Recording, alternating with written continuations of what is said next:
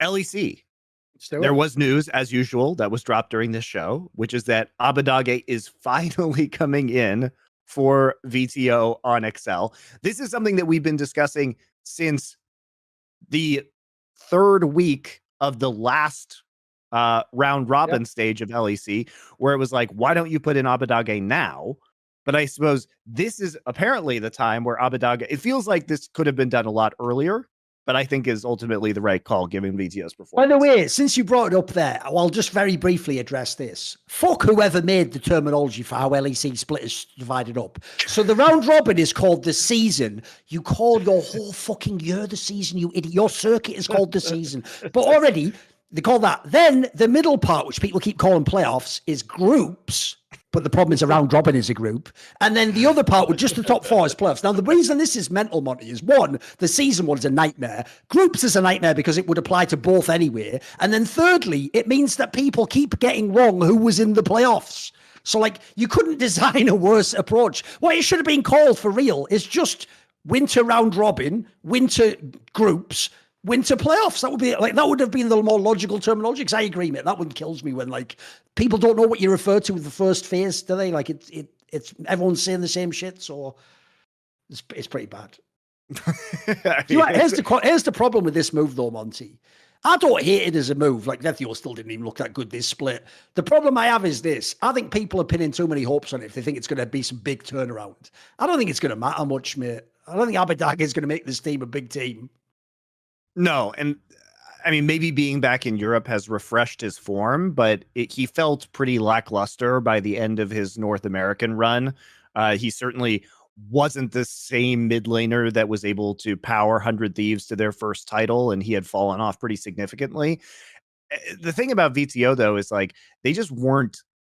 He never looked as good on this roster, obviously, as he did in the past. And whether that's, you know, a meta or a champion pool issue, because as you mentioned earlier, with 100 Thieves, in your comparison to Misfits from last year, they found a style that really worked for them. And it was like, I mean, we know what it was. It was broken ass Yuumi, you know, attached to Vetheo's Akali, zooming around the map and coming back from massive deficits by creating picks.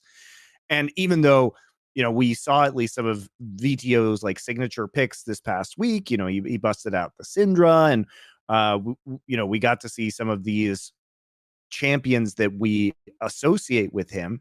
He just hasn't had the same kind of carry potential, and somebody has to carry on this roster. I think that's what's so disappointing about Excel, is that Odo Omne's like back on Scion duty now. He's playing those weak side top laners. And that's great because in the theory of constructing this roster, you think Patrick's been doing pretty well and Vetheo, he's going to be the hard carry. But absent that, it just feels like, who is the carry of this roster? Because Patrick has been more disappointing than usual. Vetheo has been more disappointing than usual.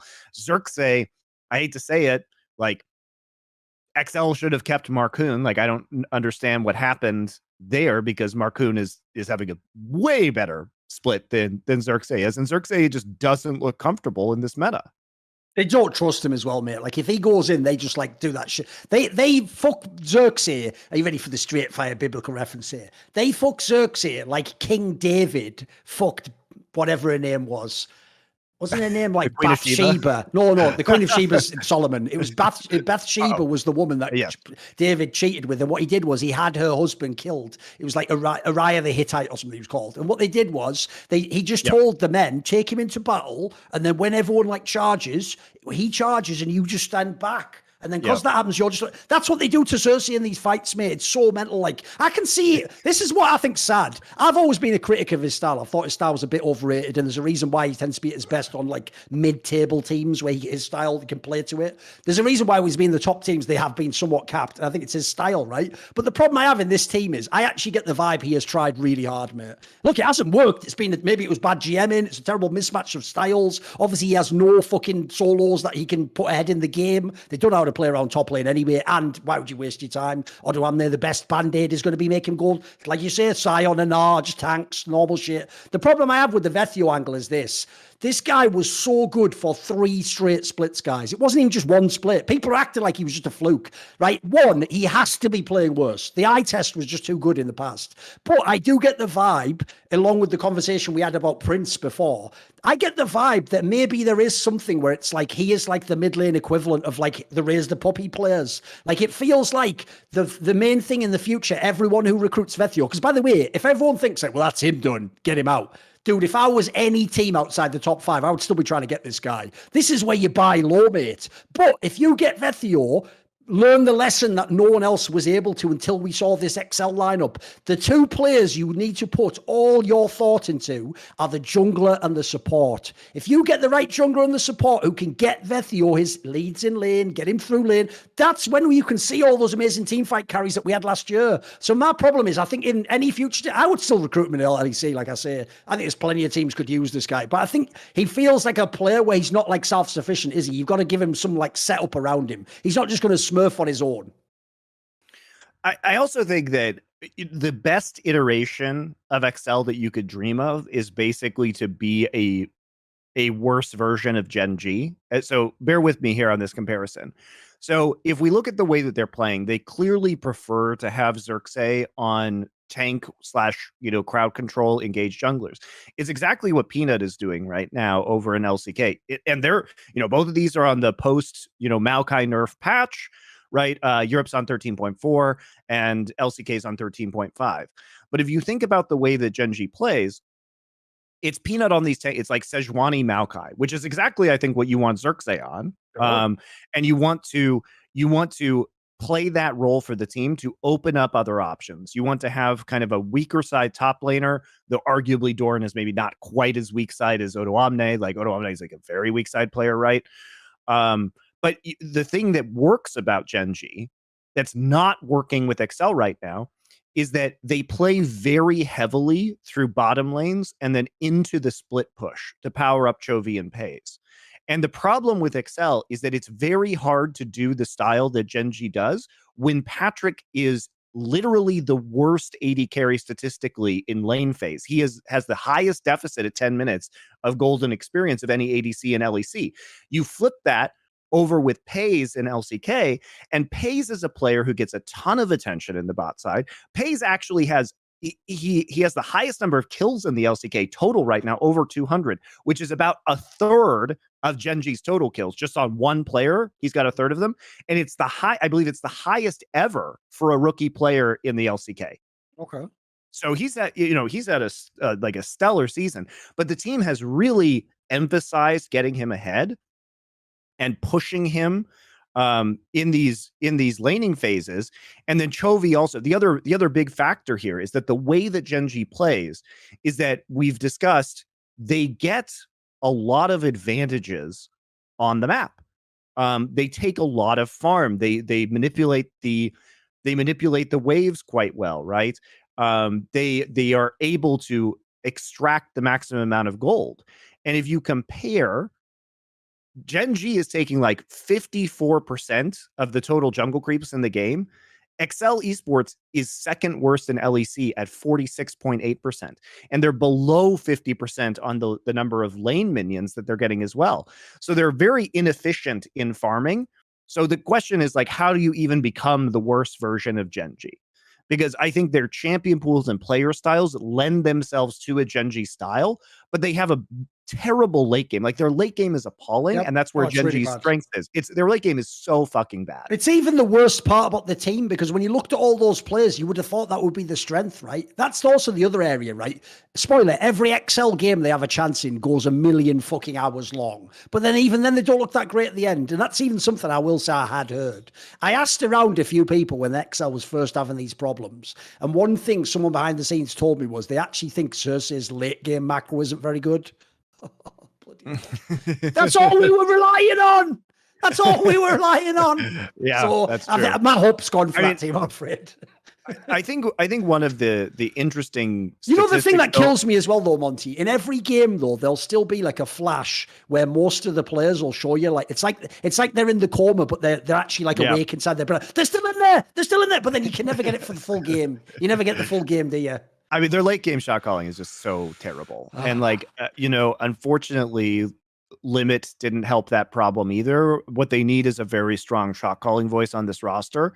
And perhaps Abbedagge is that guy. Like, I don't know if individually he's going to be better, but the biggest issue is this late game shot calling.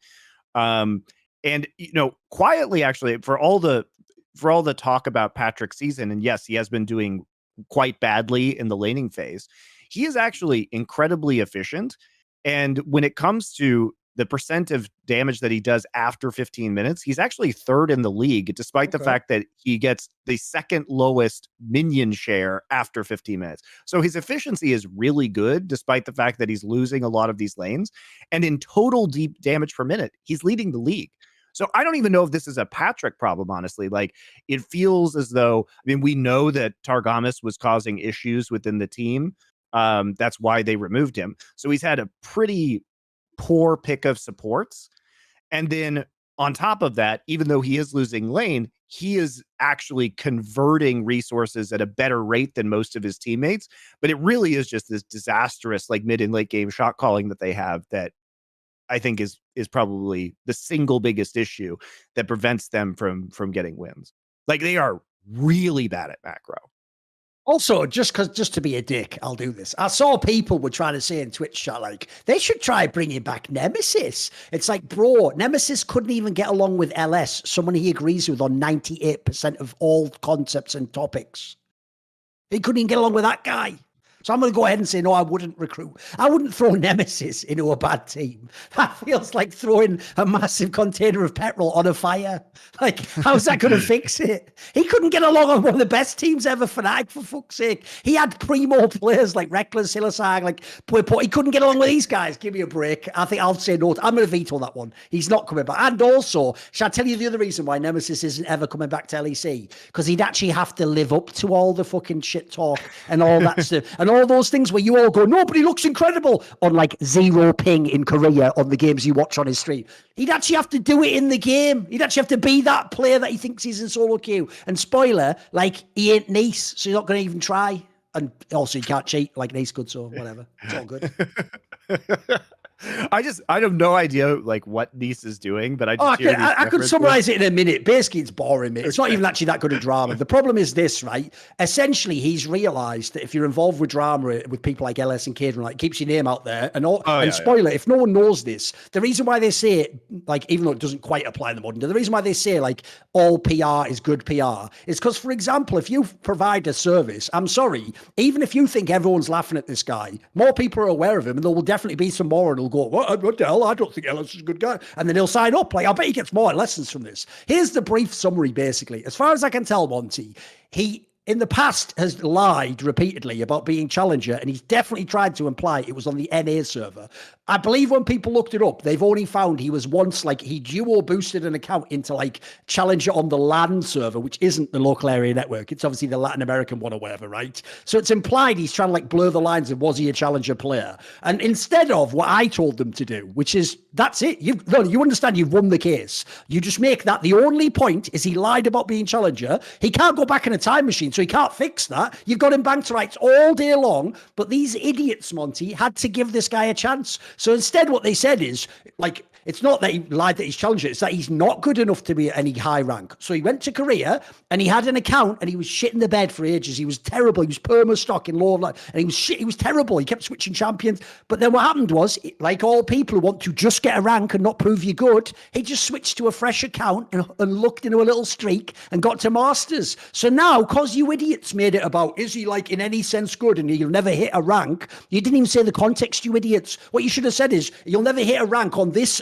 on like an account that's been around with X amount of games, X amount of nodes. You didn't do that. So because of that, he's sort of got you now where he can be like, I am in Masters on solo queue in Korea. That's why essentially everyone's having this big debate, because he thinks he's won and proved them wrong. And then Ellis and the rest of them now are realizing, shit, why did we even give him an out? We had him banked to rights. We should have just gone back to that. So, and also the last part, which is probably the most annoying part, is that guy's tactic, by the way, is to pretend it was never about him lying. He pretends people have implied like he knows nothing about the game, he can never be good. And so it also blurs the lines with one of the most annoying parts, which is, I don't give a fuck if someone's bad and they charge a lot of money for lessons. Someone bad could be a good teacher to someone worse than them. That's a separate topic. Yeah. So the problem is that gets conflated. So you get people who come in and they're like, yeah, but he tries to. It's like, no.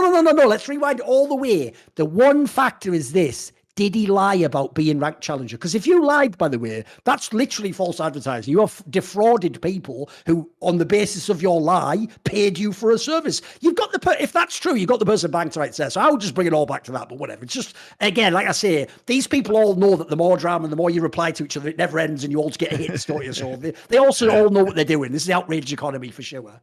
That's fair.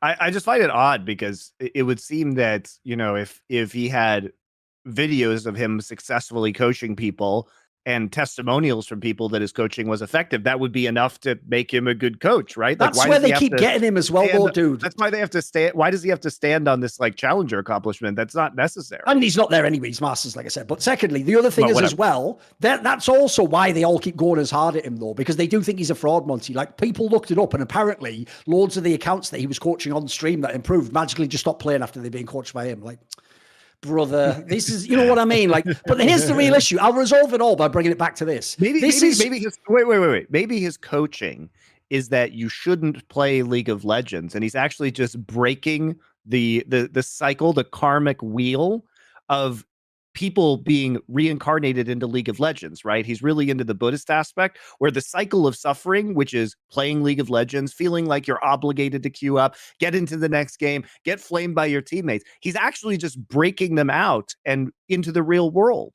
and actual enlightenment. I mean, my joke is this, right? I actually think if you look at it, that the most annoying thing about all of this is exactly the fact that it's like, it's not about whether he was ever good at the game or not. It's about, did he lie, etc. Right? So what I would say is this.